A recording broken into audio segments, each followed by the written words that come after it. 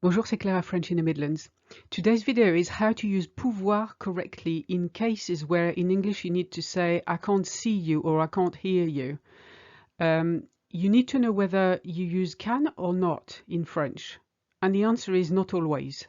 So stay tuned till the end because I discuss a very common mistake and it's really important you don't make that mistake when you use pouvoir.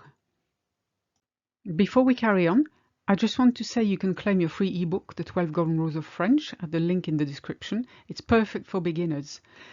Or if you want to study a bit of French to be more conversationally fluent, if you want to string sentences together from day one with everyday expressions and vocab, this course is for you. So click the link and see what it's about. Basically, the rule is you use pouvoir when you are prevented from doing something either physically or morally or in some way. For instance, if you say je peux pas sortir ce soir, j'ai du travail à finir. Or you could say je ne peux pas sortir ce soir, j'ai du travail à finir. You would say in English I can't go out tonight, I have work to finish. And here you will use je peux pas because work is preventing you from going out, so you can use je peux pas sortir. It's a moral obligation, but it's an obligation, so that's it. Of course, you can use it in a positive sentence. I've used negative sentences because it's easier to grasp the concept. You could say, yes, I can come out tonight. I finished my work. So yeah, je peux sortir ce soir, j'ai fini mon travail. Then you'd be fine.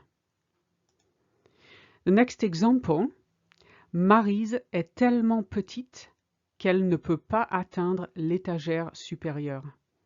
Maryse est tellement petite qu'elle ne peut pas atteindre l'étagère supérieure. Maryse is so small she can't reach the top shelf. Here you can see how her size is preventing her from reaching the shelf. So it's okay to use ne peut pas here.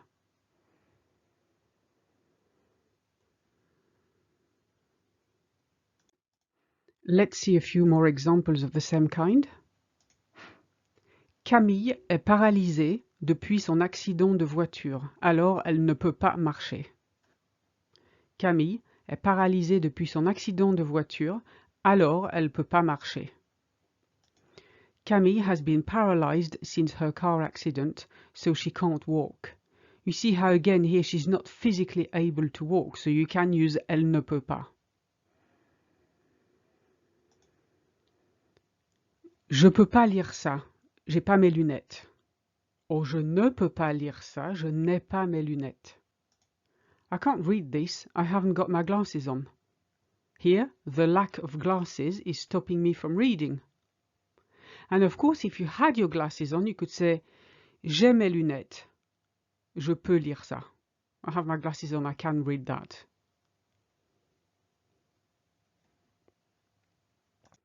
Now, when you shouldn't use pouvoir, in the cases where you're not able to do something through no fault of your own. Take the first example. Je vous vois pas. Vous êtes sûr que votre caméra est branchée? Je ne vous vois pas. Vous êtes sûr que votre caméra est branchée? I can't see you. Are you sure your camera's on?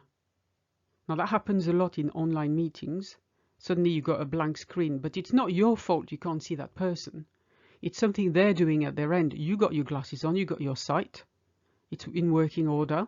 Therefore, I don't see you, not I can't see you, because you're not prevented from seeing them.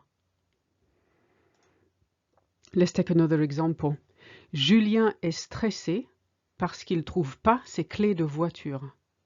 Julien est stressé parce qu'il ne trouve pas ses clés de voiture. Julien is stressed because he can't find his car keys. And here, it's not that he's prevented from finding them, it's just the keys aren't there. So he doesn't find his car keys. Let's have a look at a few more examples of the same thing. When you shouldn't use peut. Chloé ne t'entend pas d'ici. Imagine you're calling someone and the person next to you is saying Chloé ne t'entend pas d'ici. Chloé can't hear you from here. She doesn't hear you. She's not prevented from hearing you, she's just too far away. And then you say si, elle m'entend très bien, mais elle fait la tête. Si, elle m'entend très bien, mais elle fait la tête. Yes, she can hear me very well, but she's sulking. I've put this expression in on purpose so you learn it. Faire la tête is to sulk, literally to do the face. I quite like this one because it's quite explicit. You see how in French we don't say elle peut m'entendre? No, it's just she hears me. She does hear me.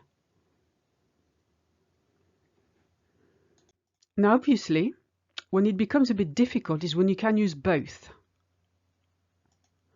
And I don't really know why we're saying that, but we tend to say, for instance, Anna ne voit rien sans ses lunettes. Anna can't see anything without her glasses. Or you could say Anna ne peut rien voir sans ses lunettes. You can say either. In real life, we tend to use the first one more, even though we should use the second according to the previous rules. We tend to just leave it, and I really don't know why, it's just something we do. Same for the next one. Robert ne vous entend pas, il est sourd. Robert can't hear you, he's deaf. So you could say Robert ne peut pas vous entendre, il est sourd.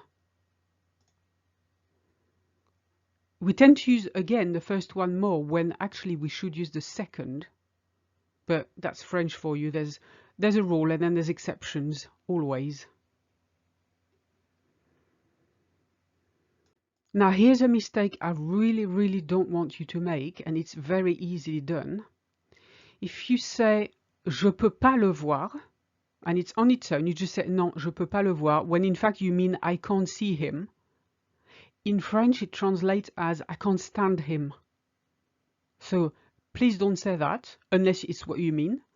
If you can't see someone because you got something else to do, then you say je peux pas le voir aujourd'hui, je suis trop occupé.